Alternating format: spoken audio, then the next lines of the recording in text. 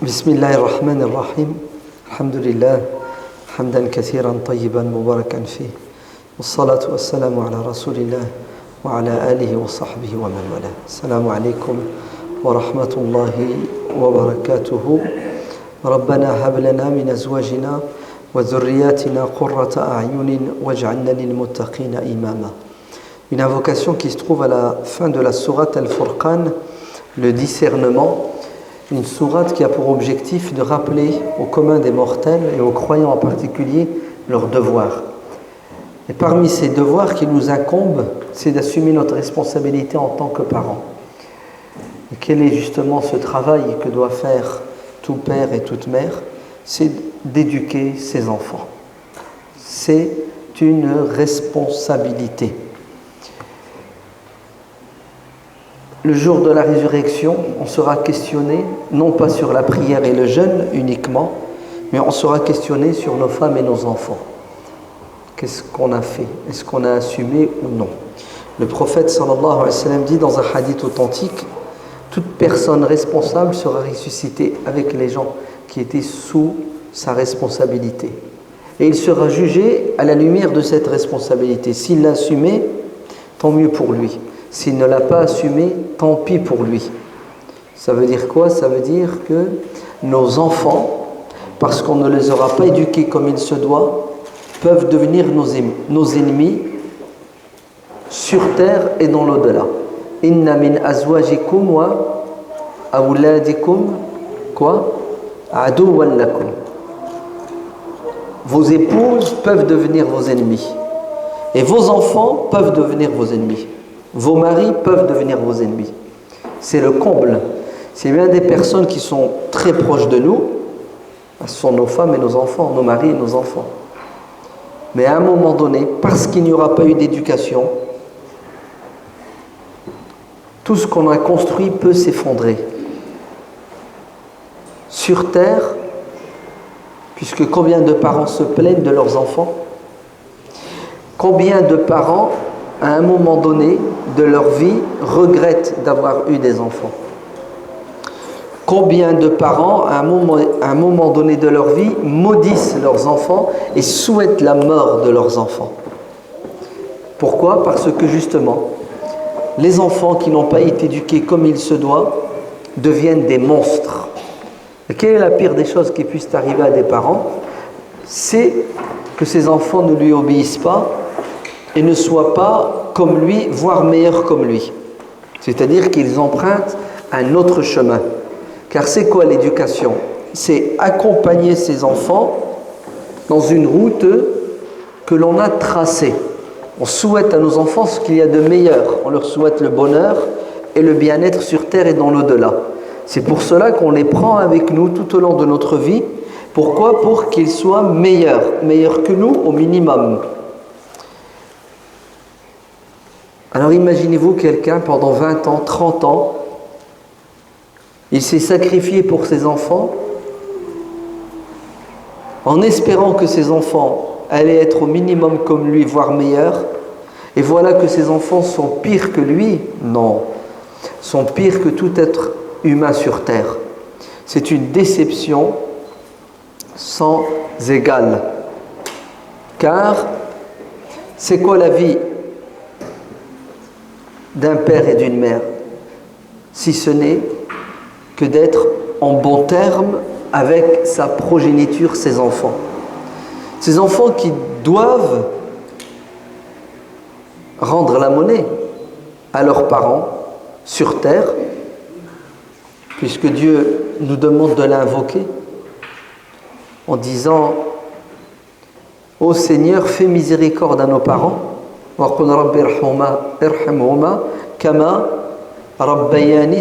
Fais leur miséricorde comme parce que ils m'ont élevé depuis la tendre enfance, ils m'ont accompagné et voilà qu'aujourd'hui je suis un adulte épanoui. Allez, irhamhuma, récompense-les, aie pitié d'eux, parce que si je suis ce que je suis aujourd'hui, c'est grâce à qui? C'est grâce à mes parents. Ils le méritent quand même. En fait, La pire des choses qui puissent arriver à des parents, c'est d'avoir des enfants qui ne pensent pas à eux. Des enfants ingrats, qui ne veulent pas reconnaître les bienfaits de leurs parents, qui se sont sacrifiés pour eux. Mais il y a un proverbe français qui dit « pas de fumée sans feu ». Oh là là, pas de feu sans fumée. Alors c'est lequel? Pas de fumée sans feu. C'est ça? Pas de fumée sans feu. C'est-à-dire, les parents ont une part de responsabilité lorsque les enfants s'égarent. Car beaucoup de parents ne savent pas éduquer leur enfant. Beaucoup de parents pensent qu'ils doivent éduquer leur enfant comme ils ont été éduqués. Alors que leurs enfants ne vivent pas la même époque, parfois ni dans le même environnement, le même lieu. Et en plus, nos enfants, on doit les éduquer, pourquoi? Pour qu'ils vivent un avenir futur. Allez, quand on éduque un gosse, on ne pense pas aux 5 premières années, aux 10 premières années. On pense à quoi? À son éducation pour qu'il devienne un adulte responsable. Donc on doit s'imaginer l'avenir et préparer nos enfants pour justement, dans 20 ans, dans 25 ans, qu'ils soient quoi? Qu'ils soient formés, préparés, éduqués pour vivre dans ce milieu, dans cette société qui n'est pas la nôtre aujourd'hui. C'est-à-dire qu'il faut être capable de se projeter dans l'avenir. Est-ce que tous les parents savent le faire? Non. Parce que beaucoup de parents éduquent leurs enfants comme ils ont été éduqués ou comme ils ont vu d'autres éduquer. Parfois même certains, vous savez comment est-ce qu'ils éduquent leurs enfants? En réagissant. Et quand les enfants font quelque chose de mal ou de mauvais, ils réagissent. Et encore, faudrait-il qu'ils soient en forme, qu'ils aient la lucidité.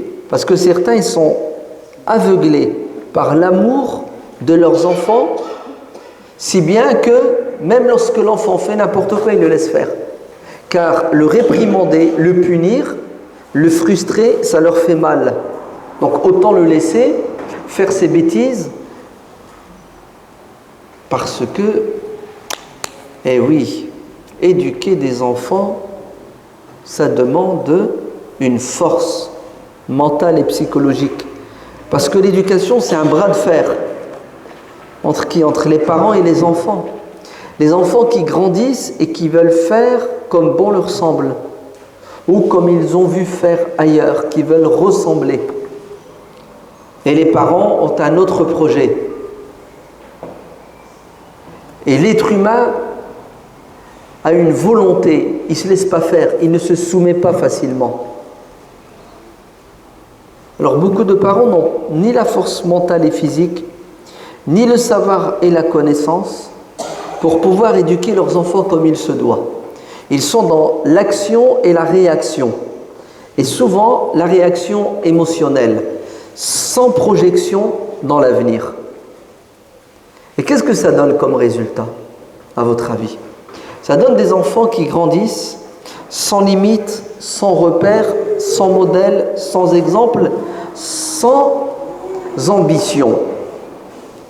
Des enfants qui sont nourris comme il se doit, pour nous en France, des enfants qui sont bien habillés, des enfants qui vont à l'école, vivent l'école gratuite, c'est ça, publique, républicaine et laïque, des enfants qui sont soignés, vivent l'hôpital, vivent la sécu, la mutuelle, des enfants qui au niveau matériel ne manquent de rien. Et beaucoup de parents croient et pensent que leur devoir, c'est d'entretenir le corps de leurs enfants, le matériel, le physique. Et ils oublient que cet enfant qu'ils sont en train de soigner physiquement va peut-être devenir un monstre qui va les détruire psychologiquement.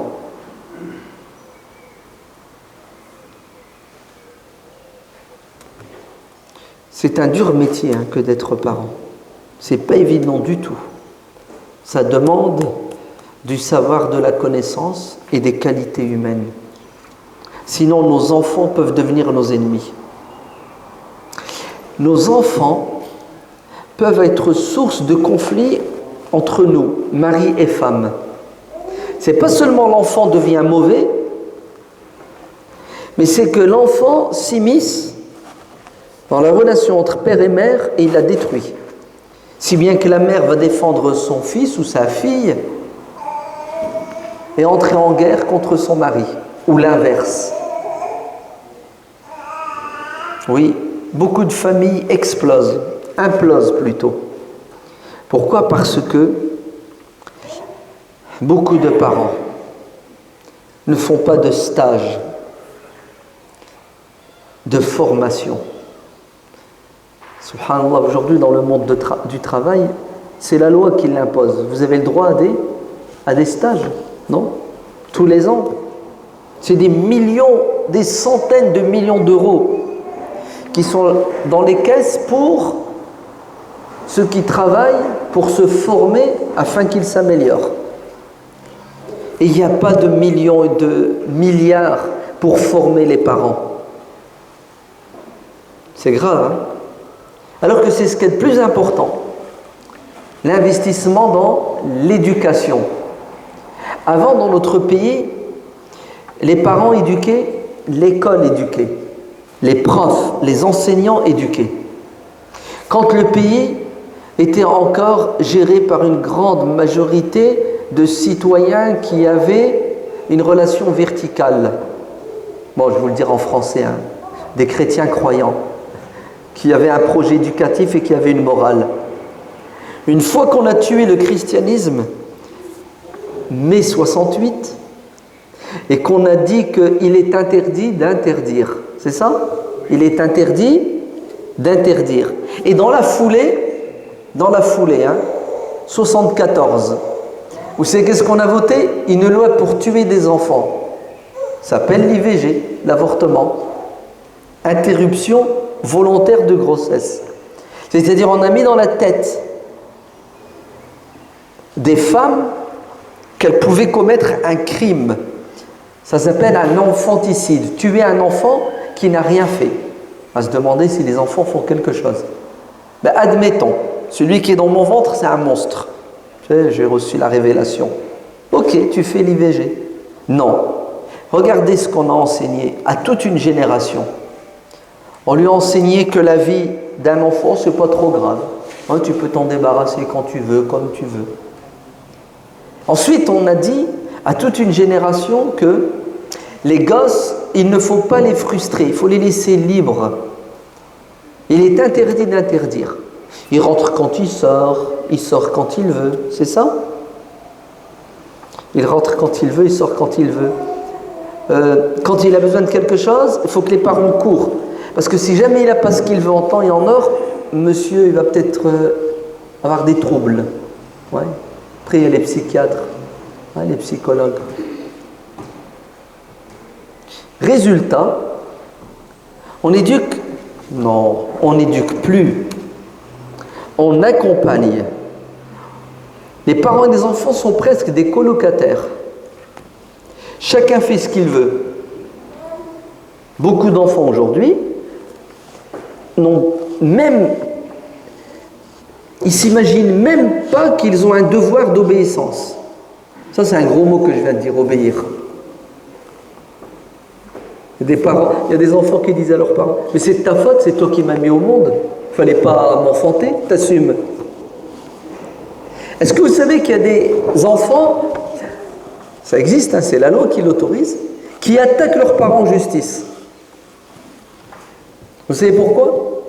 Parce que monsieur ou madame, il a décidé de faire des études, il est à la fac, et à un moment donné, il a besoin d'argent. Il demande à son père ou à sa mère, ses parents lui disent « Écoute, on n'a pas les moyens, ou plutôt, on ne veut pas financer tes études pour mille et une raisons. » Ils ont attaqué leurs parents en justice et ils ont eu gain de cause. Dans notre pays. Mais attaquer ses parents en justice, il faut le faire quand même. Rien qu'y penser.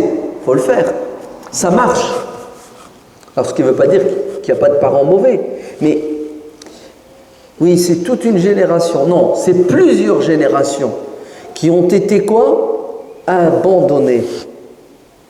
Abandonnées par des parents qui ne savent pas éduquer ou qui ont une notion de l'éducation qui est contraire au bon sens. Hein? L'enfant, il fait ce qu'il veut, il ne faut pas le priver, il ne faut pas le frustrer. Ils n'ont pas été éduqués par l'école, parce que l'école avant éduqué, quand tu avais des enseignants qui étaient des modèles, ouais, quand tu avais des enseignants qui enseignaient avec amour et qui réveillaient l'ambition dans le cœur de leurs enfants, oui, ce sont leurs enfants, puisqu'ils les voient 8 heures par jour. Ouais. À l'époque, la société éduquée, puisqu'il n'y avait pas de télévision, et quand il y en avait une, c'était 2 heures par jour, n'est-ce pas? 2 chaînes, 3 chaînes. Il y avait encore un peu de pudeur à l'époque. Il n'y avait pas cette facilité d'accéder à tout ce qui déstabilise des adolescents. Comment éduquer nos enfants aujourd'hui en France dans cette situation, avec des parents qui manquent de savoir, de compétences, d'expérience, dans une société permissive où la pression, non plus de la société uniquement, mais de ce qu'ils appellent la mondialisation, c'est ça? C'est-à-dire avant, nos enfants n'avaient de contact qu'avec le milieu dans lequel ils vivaient. Aujourd'hui, ils ont un contact avec la planète, avec le passé et même le futur. Vous vous rendez compte? Toutes les informations qu'emmagasinent nos enfants via l'ouïe et la vue. Allez, un peu de pessimisme. J'ai presque envie de vous dire, mais c'est impossible d'éduquer ses enfants à une époque comme la nôtre, dans une société comme la nôtre. Ça relève du miracle. Mais bon, on est croyant et on croit au miracle, n'est-ce pas? On y croit. Non, c'est pas un miracle. Sinon Dieu ne demanderait pas aux parents de faire leur devoir. Ouais. Un miracle, c'est exceptionnel pour les prophètes et de temps en temps pour certaines personnes. Un prodige, on ne dit pas un miracle. Mais la loi et la règle pour nous tous, c'est qu'on doit assumer notre responsabilité, quel que soit le prix. Ouais, il faut arrêter de se déresponsabiliser et de rejeter la faute sur le monde entier. Dieu nous questionnera sur tout ce qui était sous notre responsabilité. Inna Allah sa'ilun kulla ra'in amma star'ah hafida am dayya'a. Dieu questionnera tous ceux qui étaient responsables, qu'ils aient assumé ou non. Tout le monde devra rendre des comptes. On a fait des gosses, on doit assumer, quel que soit le prix. Oui, il faut retrousser ses manches et il faut travailler. Ça, c'est l'introduction. Il y a beaucoup de choses à dire sur l'éducation des enfants, mais je vais insister sur un point qui est fondamental. Le terme tarbiya en arabe, juste un peu d'étymologie, veut dire accompagner une personne, c'est le cas ici, pour lui donner les moyens de grandir et d'évoluer. C'est l'éducation. C'est quoi l'objectif lorsqu'on éduque nos enfants? C'est de les accompagner pour qu'ils deviennent adultes et responsables. La preuve, une fois qu'ils sont responsables et adultes, ils prennent leur envol. Mais ou non? Et même on participe à leur envol. On est content quand ils se marient. On fait même la fête. Vous savez ce que ça veut dire? Ça veut dire c'est tout. Tu es devenu maintenant un parent, un responsable, tu prends ton envol. Beaucoup de parents se trompent lorsqu'ils pensent éduquer leurs enfants en les déresponsabilisant de tout temps. Ça veut dire quoi? Ça veut dire que quand on a des enfants, qu'est-ce qu'on fait? On les aime, n'est-ce pas? On est prêt à se sacrifier pour eux. D'ailleurs, on le fait tous les jours. On les aime tellement qu'on les couve. Et on se sacrifie tellement qu'en fin de journée, on est épuisé. Et à un moment donné, on est sur les nerfs. Et on se trompe. Le but, ce n'est pas de maintenir votre enfant en permanence, le plus longtemps possible, sous vos ailes. Regardez les expressions qu'on utilise souvent. C'est rien, il est petit. Il est encore petit. Le pauvre, miskin. Il ne faut pas lui faire de mal. Ouais. Lorsqu'un parent dit à l'enfant, il est l'heure de dormir, il est 20 heures. L'enfant rechigne. Il insiste. Le parent insiste et l'autre intervient. Non, c'est rien. Ouais. C'est pas grave, une demi-heure de plus, une heure de plus. Lorsque l'un des parents donne un travail, quand on donne du travail, ouais. Oh non, laisse, je vais le faire à sa place. Ouais, lui, il est encore quoi? Il est encore petit. Il ne sait pas faire. Et qu'est-ce qui nous arrive? Écoutez bien. On ne met pas de limite à nos enfants et on ne leur donne pas les possibilités, les moyens et les chances de se confronter à la réalité de tous les jours pour l'assumer. Si bien qu'aujourd'hui, nous avons des jeunes hommes et des jeunes filles qui arrivent à l'âge de 20 ans et qui ne savent rien faire. Ils n'ont pas la notion de l'effort, du sacrifice, donc de la patience et de la persévérance. Et ils sont des enfants éternels. Demandez aux anciens, ils vont vous le dire. Est-ce que vous savez qu'avant, les gosses, à l'âge de 12 ans, travaillaient? Après, on a augmenté. À 15 ans, c'est ça? Aujourd'hui, dans la loi, c'est à partir de quel âge? 16 ans. Non, à partir de 16 ans, tu peux travailler. Si, hein, à 16 ans. Ouais. Travail et travail. Aujourd'hui, il y a des jeunes hommes qui ont 30 ans qui n'ont jamais travaillé. Et ils ne veulent pas travailler. C'est l'échec dans tous les domaines, aussi bien le travail intellectuel que le travail physique. Pourquoi, à votre avis? En partie à cause des parents. Les parents qui gâtent les enfants. Eh oui. Et les mamans font un grand péché. Ouais. Quand elles couvent leurs enfants en leur disant « Va dans ta chambre, va faire tes devoirs. » Il n'est pas en train de faire ses devoirs. Hein. Il fait quoi, à votre avis, dans sa chambre? Hein? Il s'amuse, c'est ça? Il est en contact. Pendant 2-3 heures. C'est mieux, non? Vous ne trouvez pas?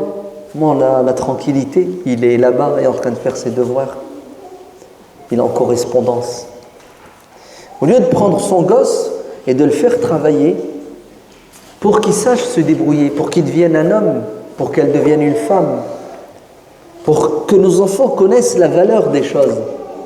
Comment voulez-vous que vos enfants, une fois grands, vous respectent, puisque tout ce que vous leur avez fait, tout ce que vous leur avez donné, pour eux, c'est ce que c'est?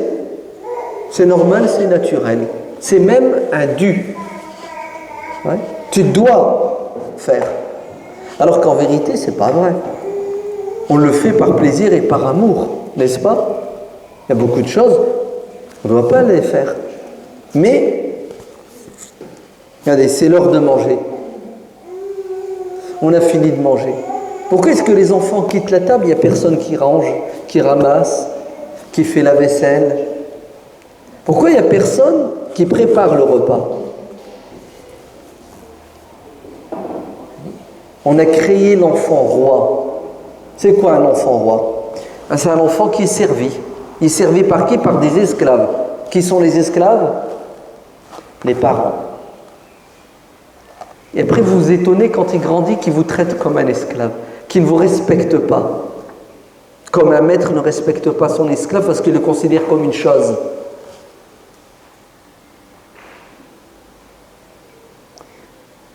Est-ce que vous avez déjà entendu parler de ce compagnon qui s'appelle Jabir ibn Abdillah ibn Hiram radiyallahu anhu? Lors de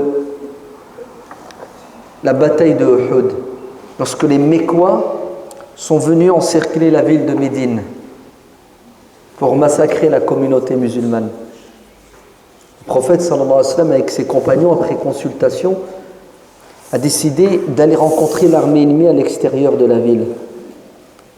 Donc il a fallu que les gens s'engagent. C'était du volontariat. Et voilà que Jabir décide de s'engager et que son père, Abdullah ibn Hiram, décide lui aussi de s'engager. Et ça va être un conflit entre le père et le fils. Le père qui dit à son fils, reste, tu es jeune. Et le fils qui dit à son père, ma jeunesse ne m'empêche pas d'assumer ma responsabilité. Et en plus, tu es mon père, c'est moi qui dois me sacrifier pour toi. Le père dit à son fils, tu restes comme ça, si je tombe martyr, tu t'occupes de tes sœurs. Il avait 9 sœurs, Jabir ibn Abdillah. Et ça va se terminer avec quoi? Avec la victoire de Abdullah ibn Hiram. Et Jabir va devoir rester malgré lui. Vous savez pourquoi il était obligé de rester? Parce que le prophète l'empêche de partir. Est-ce que vous savez pourquoi le prophète l'empêche de partir? Parce qu'il est trop jeune. Est-ce que vous savez quel âge il a? Lorsqu'il y a eu ce dialogue avec son père et cette interdiction du prophète, il a 12 ans. Il a à peine 12 ans. On dirait que les 12 ans de l'époque, c'est 22 ans d'aujourd'hui. Vous entendez? Il va perdre son père à l'âge de 12 ans. Et il devient, quoi, à l'âge de 12 ans? Responsable de sa famille. Il devient responsable de sa famille. Et une autre fois, le prophète, lorsqu'il revenait d'un voyage, l'interpellera et lui dira, alors Jabir, comment ça va avec tes sœurs? Est-ce que tu prends soin d'elles? Et le prophète va l'encourager à se marier. Et Jabir décide de se marier avec une femme beaucoup plus âgée que lui. Le prophète lui a dit, pourquoi tu prends une femme qui est beaucoup plus âgée que toi? Tu es jeune, prends une jeune fille, une jeune épouse comme toi. Il y aura plus de proximité. Vous savez ce que dit Jabir? Non, prophète. Mon père m'a laissé 9 sœurs, je suis responsable de mes sœurs, et je veux prendre une femme plus âgée que mes sœurs pour qu'il y ait du respect entre elles et qu'elles, avec moi, prennent en charge mes sœurs. Vous vous rendez compte? C'est un jeune homme, c'est un adolescent. Pourquoi, à votre avis? Parce que Jabir a été éduqué pour assumer la responsabilité. Et dans la foulée, rencontre un problème, les dettes de son père. Son père avait beaucoup de dettes. Et les créanciers sont venus réclamer leur argent. Et Jabir se trouve coincé. Il n'a pas assez d'argent. Et il leur demande du répit. Et il refuse. Jabir va voir le prophète pour lui demander de l'aide. Et le prophète de lui dire, écoute, quand tu feras ta récolte de dattes, tu m'appelleras. La récolte terminée, le prophète intervient et lui dit, appelle tes créanciers, qu'ils viennent tous récupérer leurs biens. Et le prophète lui-même va distribuer à ceux à qui Jabir devait de l'argent. Et en fin de journée, alhamdulillah, il a réussi à payer toutes ses dettes en date. Et Jabir a dit, rien n'a diminué de mon tas de dattes. Par la bénédiction du prophète, c'est un miracle, c'est un prodige. Mais il le mérite, oui ou non, Jabir? Vous vous rendez compte? Tout jeune, Ils portent le fardeau de la responsabilité. Et c'est exactement ce que nos anciens, nos parents ont vécu. La pauvreté, la misère dans les pays musulmans les ont mis devant la réalité amère de la vie. À 8 ans, à 10 ans, ils devaient déjà travailler pour nourrir une partie de leur famille. Et à 17 ans, certains ont trafiqué leurs papiers. Quand le général Morat est parti de France pour aller dans le sud du Maroc, ramener de la main-d'œuvre en bonne santé et docile. Est-ce que vous savez que des milliers de jeunes ont accouru pour faire partie des élus, ceux qui seront choisis pour venir travailler en France? Venir travailler dans quelles conditions dans les années 60-70? Chez nous ici dans le nord, et chez vous aussi, le bassin minier, dans la mine. Vous connaissez la mine? Il faudrait prendre vos enfants et les emmener au centre minier de Loard. Ouais, faites une sortie, que l'association organise une sortie. Et vous allez voir dans quelles conditions nos parents travaillaient 10 ans, 20 ans, certains 30 ans au fond.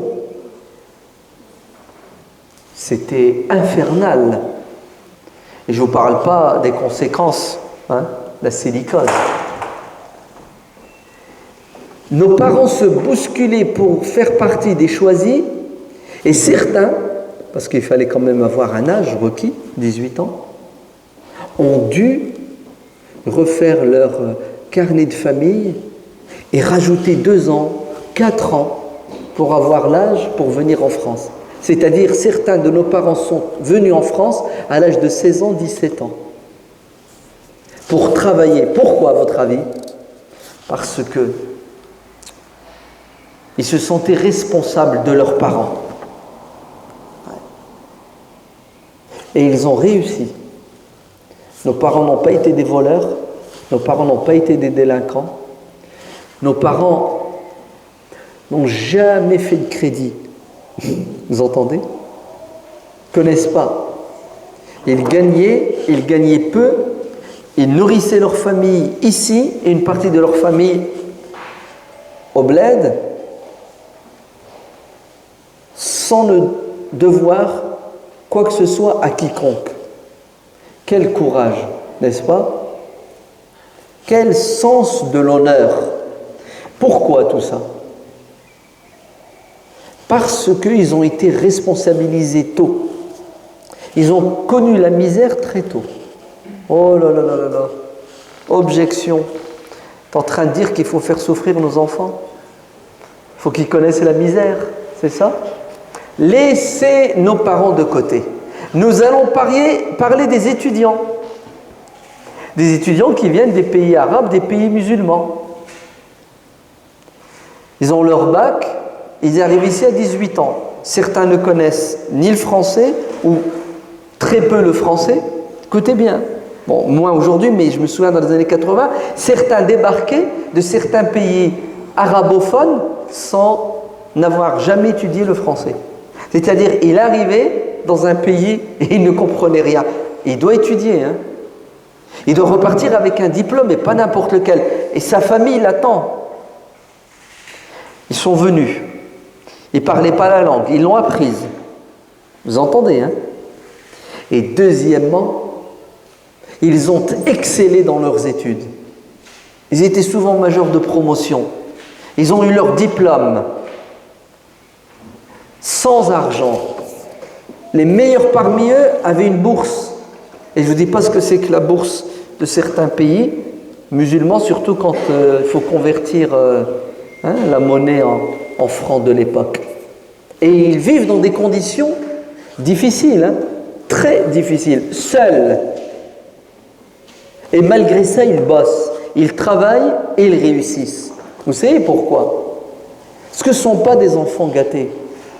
Ce sont des enfants que les parents ont pris, ils les ont jetés à la mer pour qu'ils apprennent à nager. Nous, nos gosses, comment est-ce qu'on les éduque aujourd'hui, si on peut appeler ça de l'éducation? Dès que le gosse dit « aïe, j'ai mal », t'as mal où? J'ai envie. Le fait qu'il manque de quelque chose, pour lui, c'est une C'est une douleur et une souffrance. Tu veux quoi, mon chéri? Tu veux quoi? S'il te plaît, arrête de pleurer. Dis-moi ce que tu veux. Juste dis-moi, montre-le-moi. Ne parle pas. Indique-moi du doigt. Et une fois qu'il a montré, il a indiqué, il est servi sur un plateau. Ben vous allez voir, plus il va grandir, plus les besoins seront grandissants. Et plus il va vous réclamer, non pas ce qui est inutile, parce que pour un gosse, il ne sait pas encore ce qui est bon et ce qui est mauvais, ce qui est utile et ce qui ne l'est pas. Vous savez qu'est-ce qu'il va vous réclamer? Ce qui est dangereux pour sa santé psychologique, intellectuelle, morale, etc. Résultat, on a fait des assistés. Ouais. On a fabriqué des assistés. On a fabriqué des feignants. On a fabriqué des capricieux. Pourquoi? Parce que on oublie que l'éducation, c'est accompagner ses enfants pour qu'ils deviennent autonomes, indépendants, responsables.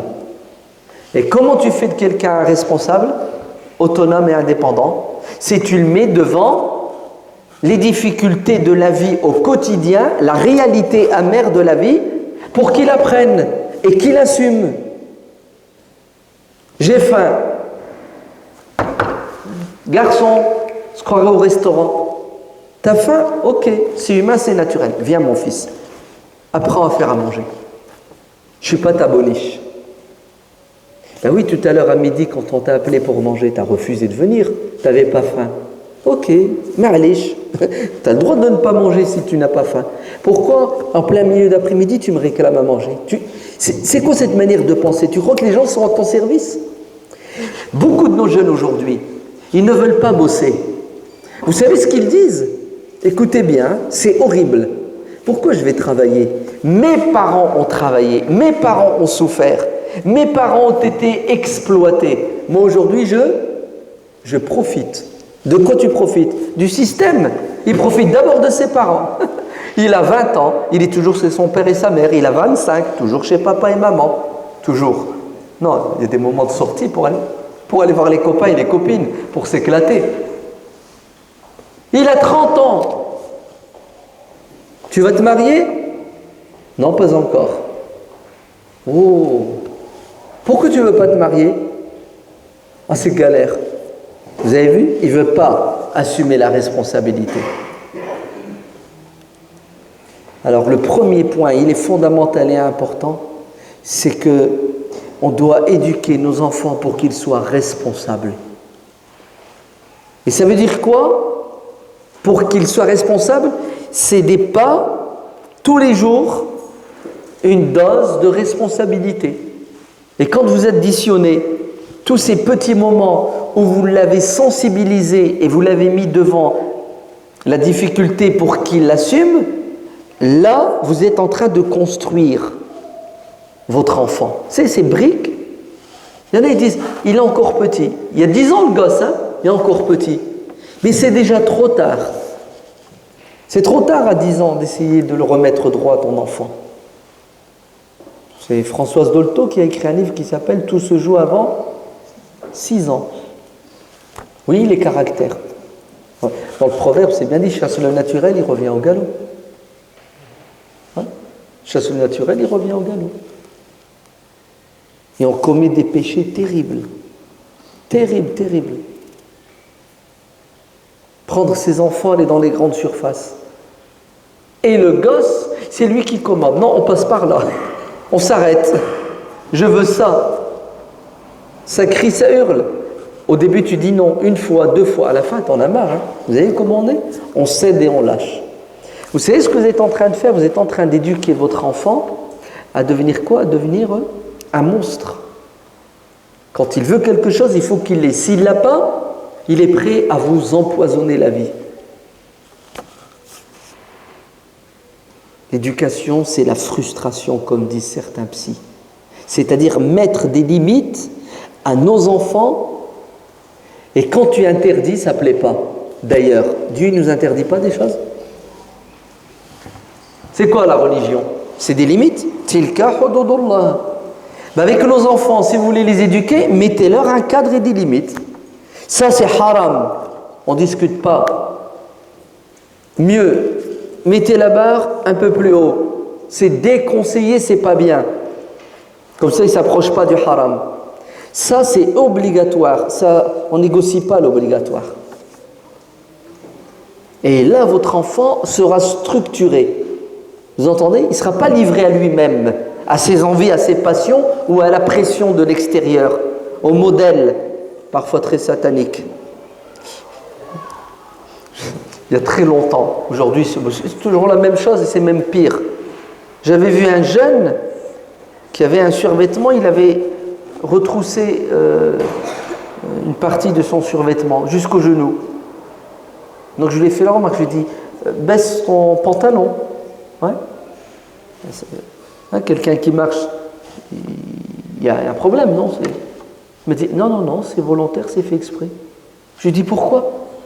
Il me dit t'es pas au courant? Tel joueur, il m'avait cité le nom du joueur, et c'est comme ça qu'il fait. Regardez, subhanallah, à quoi nos enfants s'identifient. Et regardez les coupes de cheveux aujourd'hui des jeunes. C'est de l'art, c'est ça. C'est terrible. Wallah, c'est terrible. Tout ça pourquoi?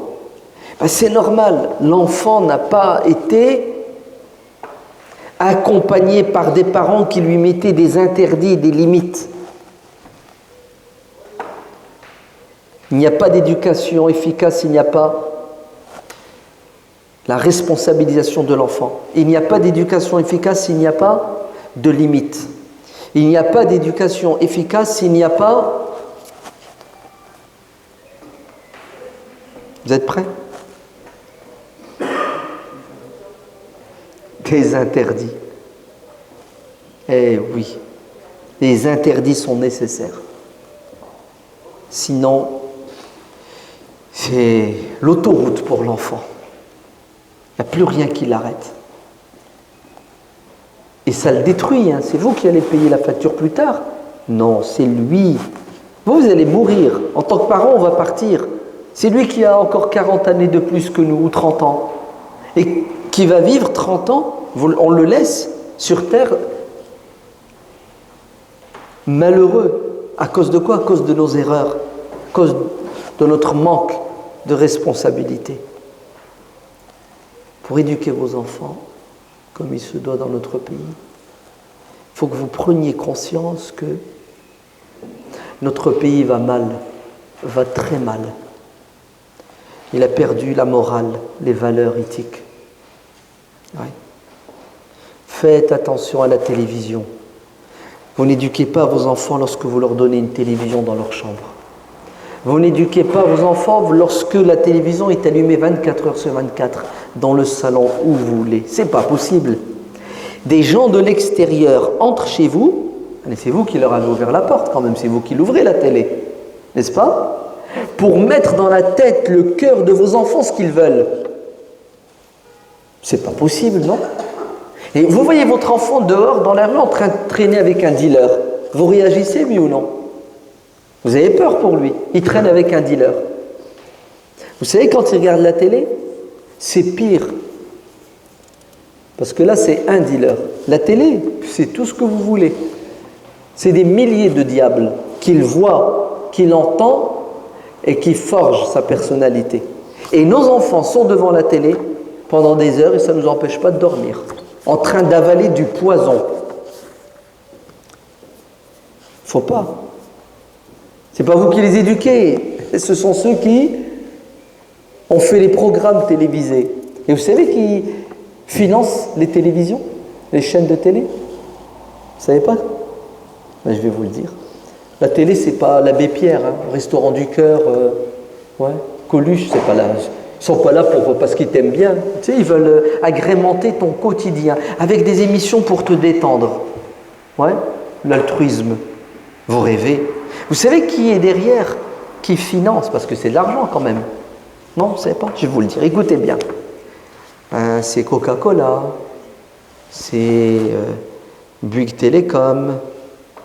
Ce sont ceux qui ont de l'argent pour nous lobotomiser c'est-à-dire pour nous rendre bêtes et stupides, pour regarder leurs émissions, pour réveiller en nous nos envies, nos passions, pour aller boire, manger ce qu'ils veulent et nous habiller comme ils veulent. C'est-à-dire, je vais vous le dire en français, nous manipuler, tout simplement. Ils te font manger, boire et ils t'habillent, ils te coiffent même, comme ils veulent. Ils gèrent ton emploi du temps, quand tu dors, quand tu te réveilles. Mieux, quand tu dois rire, quand tu dois pleurer. Et c'est créé de toutes pièces. Ils vont te faire un truc et ils vont te faire pleurer. Ils l'ont créé, ils l'ont inventé. Ils vont te faire rire. Avec des choses honteuses, tu vas rire. Et qu'ils vont tuer en toi toute indépendance. Tu n'es plus toi-même. C'est lui, le petit écran, qui t'éduque, qui te forme.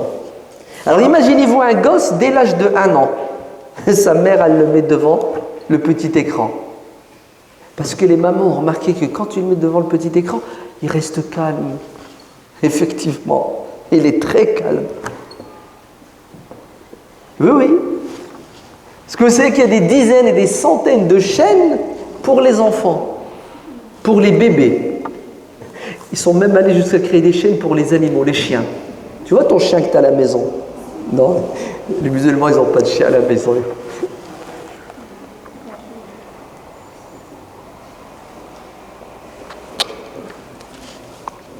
Des chaînes pour les chiens.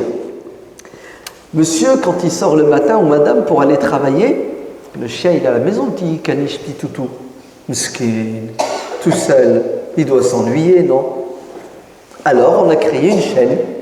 Il lui ouvre la chaîne, il est assis dans le divan, le canapé, et il regarde. Toute la journée, il regarde la télé. Même les chiens, ils te lobotomisent. Alors, je suis sûr qu'il y a de la pub. Et quand tu présentes au chien une bouffe, il n'en veut pas. J'en veux pas. C'est pas celle-là que j'ai vue à la pub. Mais qu'est-ce que vous croyez? C'est trop, c'est terrible. Mais oui, ils le savent, puisque toi, tu regardes à un moment donné avec ton chien. Tu regardes l'émission avec ton chien et tu vas acheter à ton chien la bouffe. Et ils savent quand tu vas regarder. Parce que quand tu rentres du boulot, à un moment donné, tu es fatigué, tu t'assois. Il faut bien lui parler au chien. Tu lui racontes ta journée, il te raconte. Et à ce moment-là, ils te mettent des pubs.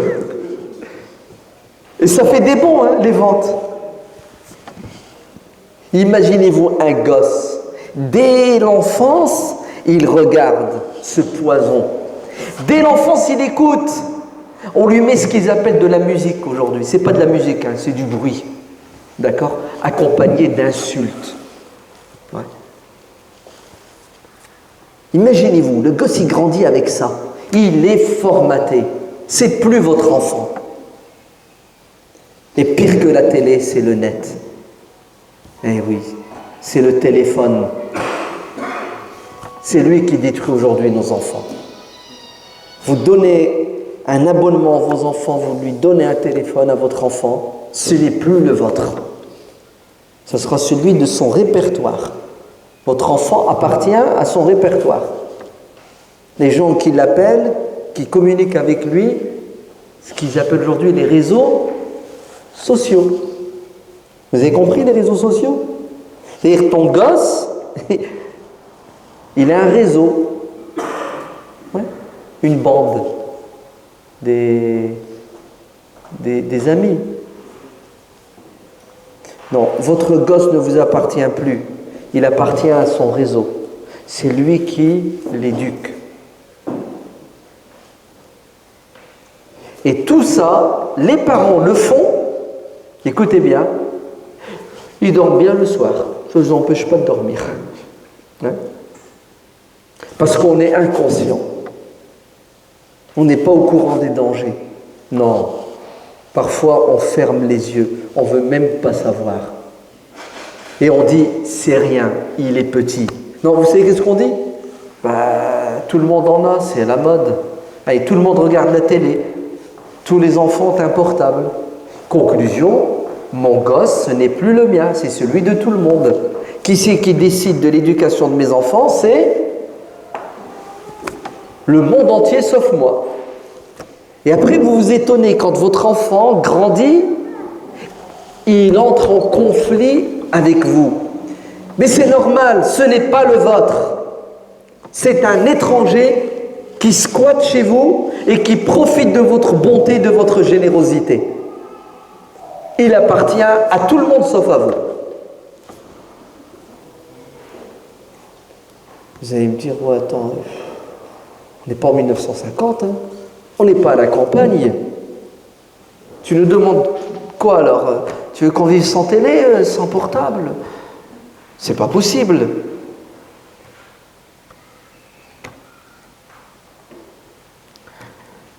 J'entends et je comprends que c'est dur, c'est compliqué. On dirait que ceux qui veulent aujourd'hui éduquer leurs enfants, les accompagner pour qu'ils soient épanouis et responsables, nagent à contre-courant. Eh oui. Ce que je suis en train de dire, et peut-être ce que vous pensez, vous, aujourd'hui, c'est comme disent certains, c'est caduc. Il y en a même qui disent « arrête de rêver ». C'est impossible. Il faut vivre son monde et son époque. Ah oui, tout à fait. Mais s'il y a du mal, je ne fais pas et je ne suis pas le mal. S'il y a du bien, je fais et je suis le bien. Il faut avoir un esprit critique et une indépendance. En fait, il faut être libre. Au nom de quoi je serai l'esclave de mes enfants? C'est moi le chef, c'est moi le patron, c'est moi le modèle et c'est moi l'exemple. Et c'est moi qui fixe les règles et c'est moi qui leur enseigne ce qui est bon et ce qui est mauvais. Et je leur enseigne l'esprit critique et je leur donne les moyens pour étudier, pour qu'ils soient intelligents et non pas des animaux qui vont être utilisés, exploités par des puissants. Il faut vite prendre conscience de la difficulté d'éduquer nos enfants, et toute difficulté a son pendant une facilité. Il faut juste la connaître et se donner les moyens, et c'est une question de volonté. Alors priez, mais la prière ne suffit pas. ربنا هب لنا من أزواجنا وذرياتنا قرة أعين واجعلنا للمتقين إماما. Seigneur, fasse que nos épouses et nos enfants soient pour nous source de bonheur et de jouissance. C'est bien ce qu'on veut, être heureux parce que nos enfants sont heureux, heureux plus heureux égale heureux au carré. Oui ou non? Mais ça a un prix. Lequel de prix? Nous devons être des imams, des modèles. Nous devons être devant. On doit assumer.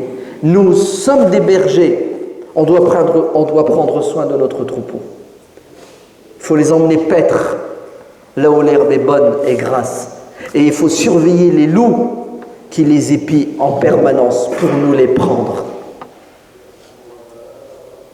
Il faut responsabiliser nos enfants. Il faut protéger nos enfants. Il faut leur apprendre à nager dans notre société. En fait, il faut les avertir. Car l'éducation, c'est aussi la prévention. Ça suffit? C'est clair? Si ce n'est pas clair, on est là pour dialoguer. Je vous laisse la parole. Vous avez peut-être des remarques, des critiques, des suggestions. Je peux avoir tort, à vous de me prouver que vous avez raison et je changerai d'avis. À vous la parole.